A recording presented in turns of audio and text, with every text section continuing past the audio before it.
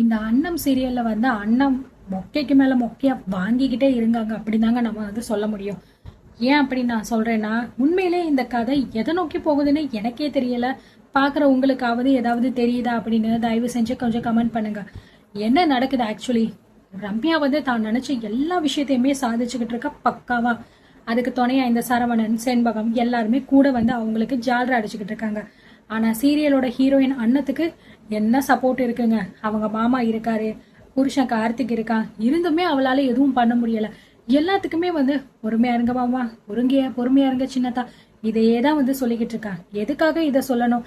அவ பேசுறா அப்படின்னா அவளுக்கு பதில் பேச்சு பேசினாதானே ஏதாவது ஒண்ணு நடக்கும். இன்னைக்கு அன்னம் சீரியல்ல என்ன நடக்குது அப்படிங்கறத நம்ம இந்த வீடியோல பாக்கலாங்க.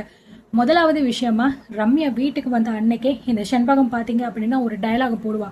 என் தங்கம் வீட்டுக்கு வந்த நேரம் இந்த வீடே பயங்கர சந்தோஷமா இருக்கு, இந்த வீட்டுல உங்களாலதான் சந்தோஷம் மகிழ்ச்சி எல்லாமே இருக்கணும் அப்படிங்கிற மாதிரி பேசுவா. ஏன்னா இதுக்கு முன்னாடி உள்ளவங்களால எல்லாம் சந்தோஷமே இல்ல பாருங்க, அதனாலதான். அது மட்டும் இல்லாம இந்த வீட்டுல நடக்கிற எல்லா சாந்தி முகூர்த்தமும் மேல மாடியில இருக்கிற அந்த வீட்டுல தான் நடக்கும்.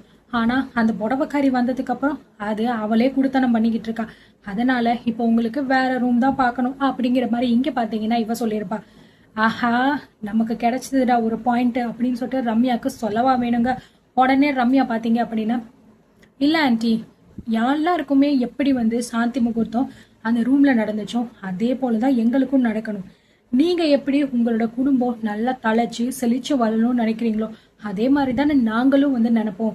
எங்களுக்கும் நிறைய குழந்தைங்க வேணும் இல்லையா, அதுக்காக எங்களுக்கு அந்த ரூம்ல தான் சாந்தி முகூர்த்தம் வைக்கணும் அப்படிங்கிற மாதிரி சொன்ன உடனே இதை கேட்ட செண்பகம் பாத்தீங்கன்னா, இதெல்லாம் ஒரு விஷயமா கண்ணு?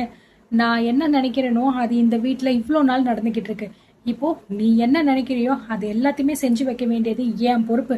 நான் பாத்துக்கிறேன், நீ விடு, கவலையே படாத.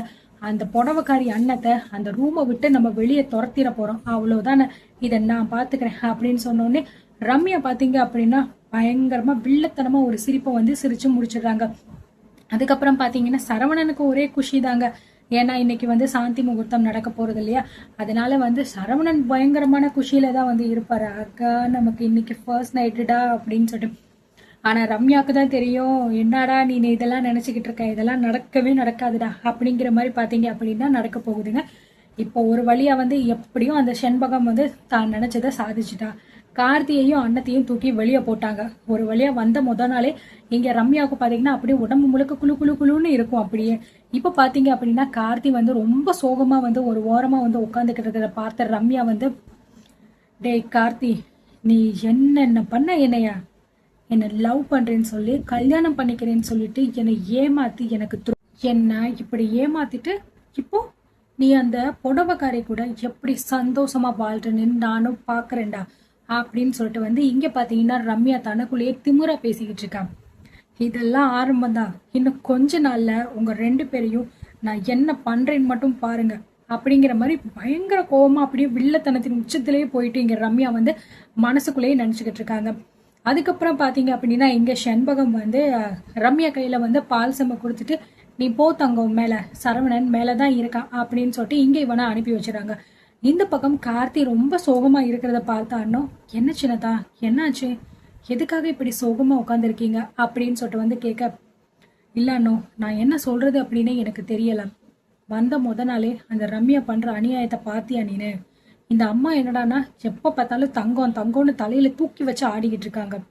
என்னால என்ன பண்ண முடியும்னு ஒண்ணுமே தெரியல அண்ணோ அப்படின்னு சொல்லும்போது, விடுங்க சின்னதா, இதெல்லாம் சின்ன விஷயம் தானே, எங்க இருந்தா என்ன, நம்ம ரெண்டு பேரும் ஒன்னா சேர்ந்து தானே இருக்க போறோம், அதுவே எனக்கு சந்தோஷம் சின்னதா, வாங்க அப்படின்னு சொல்லிட்டு ஒரு வழியா கார்த்திகை வந்து ஆறுதல் படுத்திட்டு அண்ணாம கூட்டிட்டு போயிடுறாங்க. இந்த பக்கம் பாத்தீங்க அப்படின்னா சரவணன் பயங்கரமா வந்து பாத்தீங்கன்னா சந்தோஷத்துல அப்படியே தரையில எல்லாம் வந்து காலை ஆட்டிட்டு உட்காந்துக்கிட்டு இருக்க. உள்ள போன ரம்யா வந்து அப்படியே கதவை மூடிட்டு உள்ள போறாங்க. அதை பார்த்து சரவணன் வந்து, வாங்க மேடம் அப்படின்னு சொல்லிட்டு கூப்பிடுறாங்க. உள்ள வந்த ரம்யா வந்து அப்படியே அந்த பாலை எடுத்துட்டு மொத்தமா தானே வந்து குடிச்சிடுறாங்க. மேடம் மேடம் மேடம் என்ன பண்றீங்க, என்ன பாலை நீங்களே குடிச்சிட்டீங்க அப்படிங்கிற மாதிரி கேக்குறாரு.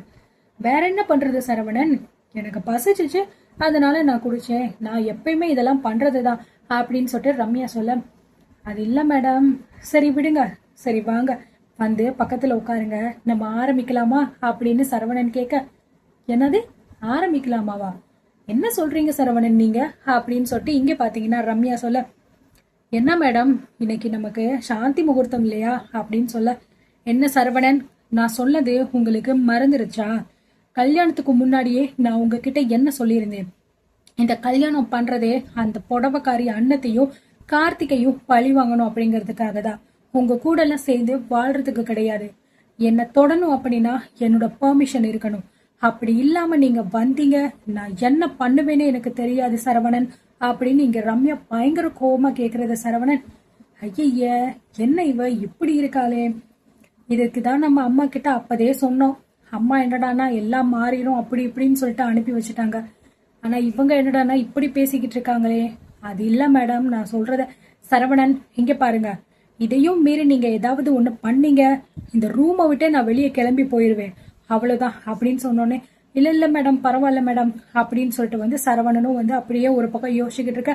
இன்னொரு பக்கம் பாத்தீங்கன்னா அப்படின்னா அப்படியே சரவணன் பார்த்து கேவலமான ஒரு பார்வை வந்து அந்த ரம்யா பார்த்துட்டு அப்படியே பயங்கர வெறுப்புல வந்து, ச்சே சாந்தி முகூர்த்தம் வேணுமா சாந்தி முகூர்த்தம், இவன் கெட்ட கேட்டுக்கு இவனுக்கு இது வேற ஒரு கேடு, எதுவுமே இல்லாம சும்மா ஊரை சுத்திக்கிட்டு இருக்கிற இவனை கல்யாணம் பண்ணதே பெருசு, இவனுக்கு சாந்தி முகூர்த்தம் வேணுமா அப்படிங்கிற மாதிரி இங்க ரம்யா பாத்தீங்கன்னா பயங்கர கோபத்துல வந்து அப்படியே சரவணனை பாத்துக்கிட்டு இருக்கா.